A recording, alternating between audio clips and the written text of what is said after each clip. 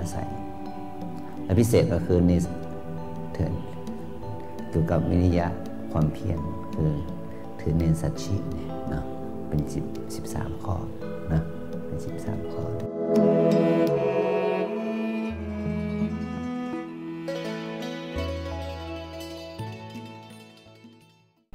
วันนี้เราจะได้ทดสอบบารมีพวกเราหน่อยเนาะแต่ก็อย่าไปซีเรียสนะเพราะบางคนเป็นโยคีเก่าบางคนก็เป็นโยคีใหม่ก็ถือว่าการเข้าเนสัชชินี่เป็นธุดงควัตข้อหนึ่งในเขาเรียกธุดง13ข้อธุดงแปลว่าข้อวัดสำหรับขัดเกลากิเลสเรียกว่าธุดงนะเช่นการถ้าเป็นพระสงฆ์นี่เรียกว่าการนุ่งผ้า3 ผืนนะแล้วก็การนุ่งห่มผ้าที่เรียกว่าผ้าบางสกุลคือผ้าที่มันคุบฝุ่นผ้าที่เขาทิ้งแล้วไม่ได้เอาผ้าเนื้อดีมานุ่งนะไม่รับผ้าไตรจีวรใหม่จากร้านหรือจากญาติโยมที่ถวายเก็บผ้า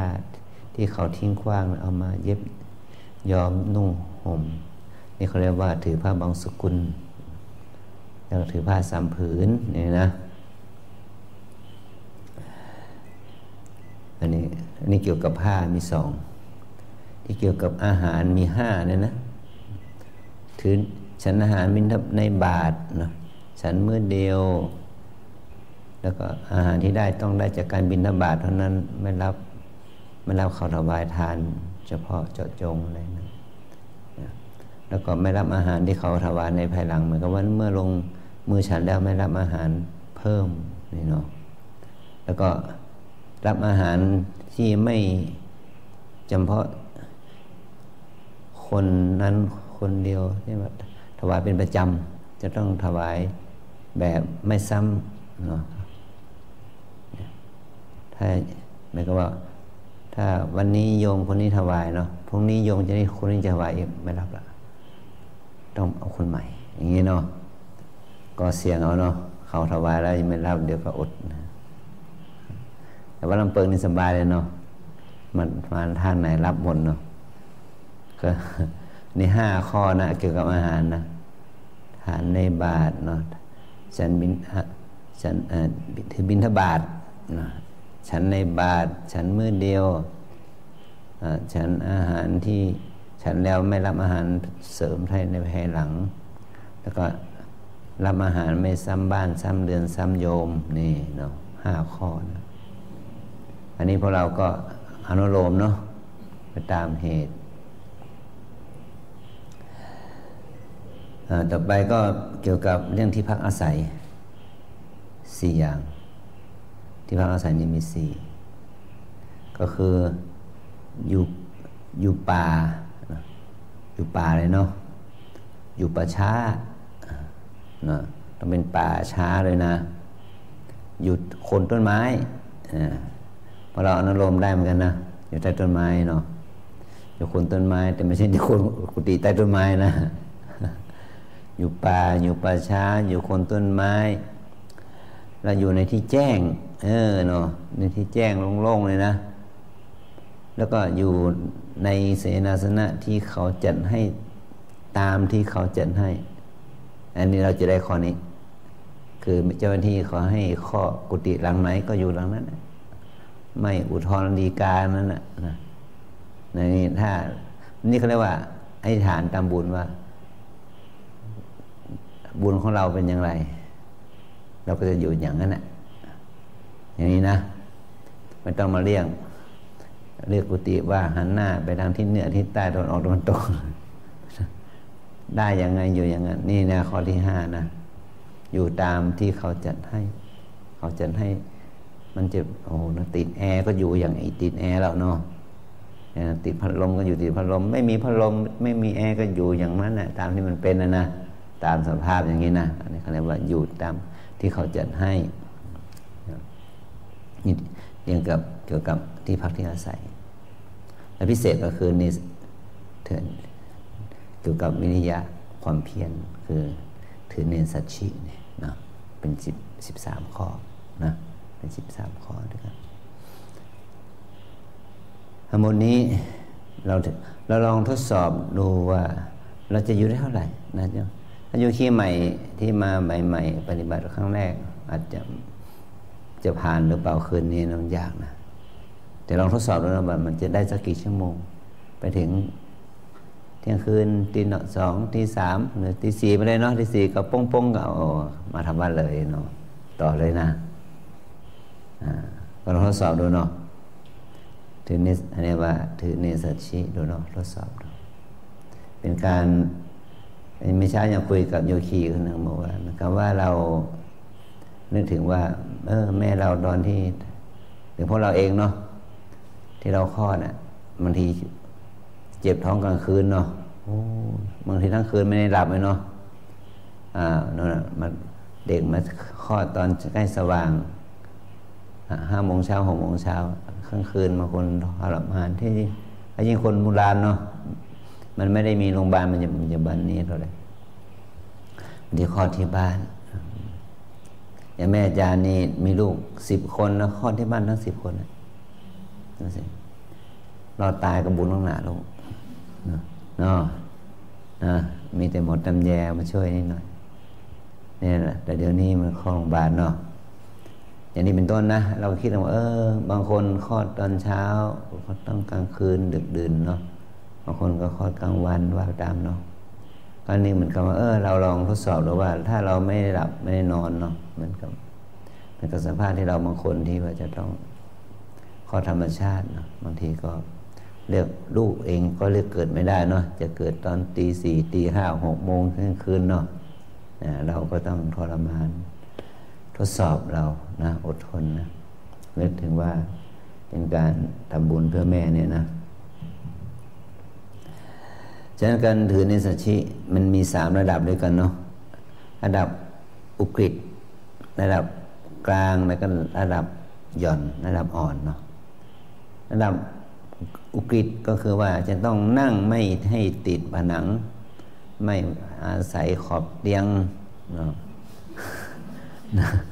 ไม่ต้องอาศัยเบาะหมอนอิงเงี้ยนะอันนี้เรียกว่าเ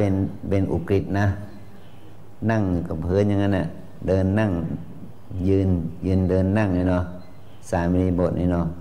นั่งก็นั่งแบบไม่ติดอะไรอย่างนั้นเนาะนี่เรียกว่าระดับอุกฤษเนาะเคร่งครัดนะ2 ระดับปานกลางคืออาจจะนั่งมีแบบเนี่ยมีแบบเนี้ยนั่งเก้าอี้พิงได้บ้างพิงขอบเตียงขอบหรือว่าพิงผนังไอ้เนาะได้อันนี้ก็จะเป็นถึงแบบหย่อนแบบกลางแบบปานกลางถ้าแบบหย่อนนี่มันถึงว่าถ้าเป็นนั่งเก้าอี้ก็อาจจะมีพนักพิงแขนด้วยเนาะพนักพิงแขนด้วยแล้วก็พิงหลังด้วยเนาะแต่ว่าไม่นอนเนาะบางทีเราเรียกว่าที่ว่าไม่ให้หลังแตะพื้นเนาะไม่ให้หลังแตะพื้นแต่ห้ามพินศรีถนนชัยนะท่านไม่ให้หลังแตะพื้นเราก็คว่ำหน้านอนสิ นี่ป้องกันไปเลยนะ บางคนเนี่ยฉลาดเนาะ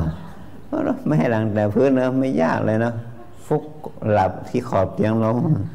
นี่เห็นไหมไม่ให้หลังแตะพื้นนี่อันนี้ก็ไม่ใช่นะจะต้องห้ามเลี่ยงบาลีเดี๋ยวเอาปัญญาของเสียนนชัยมาใช้เนาะฟุกเอานะไม่ให้หลังแตะพื้นเดินได้เดินทั้งคืนก็ได้เดินนั่งดีกว่าเนาะเดินยืนนั่งมันก็น่าจะได้นะน่าจะได้อยู่ถ้าจะเอานะจะในห้องของเราก็ได้ที่ในห้องเพราะมันใกล้ห้องน้ำไงเข้าน่าจะเข้าจะไปถ่ายหมักถ่ายเบามันก็ง่ายเนาะแต่อยู่ที่นี่มันก็ห้องน้ำก็ข้างหลังก็ไกลมันก็ไม่ไกลเท่าไหร่20 เมตร30 เมตรใกล้ๆนี่นะห้องน้ำสมมติว่าเราจะใช้ที่ ชั้นสองมีคนพักหรือเปล่าถ้าไม่มีคนพักจะขึ้นไปเดินนั่งบนชั้นสองก็ได้เนาะแล้วก็ห้องน้ำนะก็ได้นะลองเช็คดูสิว่าเขาเปิดอยู่หรือเปล่าเนาะแต่ที่ว่าเราต้องการให้ตัวเองเป็นที่พึ่งของตนเนาะห้องใครห้องมันเพราะบางคนสภาวะไม่เหมือนกันบางคนทนได้มากกว่าบางคนทนได้น้อยกว่าเนาะก็เอาไปตามสภาพไม่ต้องบีบคั้นเกินไปเพราะว่าอย่างที่กล่าวแล้วว่าสภาพอารมณ์สภาพของการปฏิบัติความเข้มข้นของการปฏิบัติแต่ละคนไม่เหมือนกันบางคนสามารถเดินนั่งได้วันละ12 ชั่วโมงได้ใช่ไหมบางคนก็สูงสุดก็10บางคนเพิ่งได้8บางคนยังไม่ผ่าน6เลยอย่างเงี้ยแล้วไปสู้กับเขาได้ยังไงนะบางคนยังไม่ถึง6ยังไม่ผ่านเลยอย่างเงี้ยนะมันก็สู้เขาไม่ได้นะฉะนั้นจะไม่เหมือนกันคนที่เข้มข้นกว่าเช่นได้12 ชั่วโมงบางคนเพราะเตรียมตัวปฏิบัติมาก็สามารถที่จะอยู่ได้เพราะว่าทุกคืนนี่ก็ปฏิบัตินอนแค่3 ชั่วโมงอย่างเงี้ยบางคนเนาะ4 ชั่วโมงเนี่ยฉะนั้นช่วงนอน 3-4 ชั่วโมงเนี่ยบางทีต้องใช้ความอดทนหน่อยเนี่ยมันก็อดทน3 ชั่วโมงผ่านเลยนะเพราะว่าเราเคย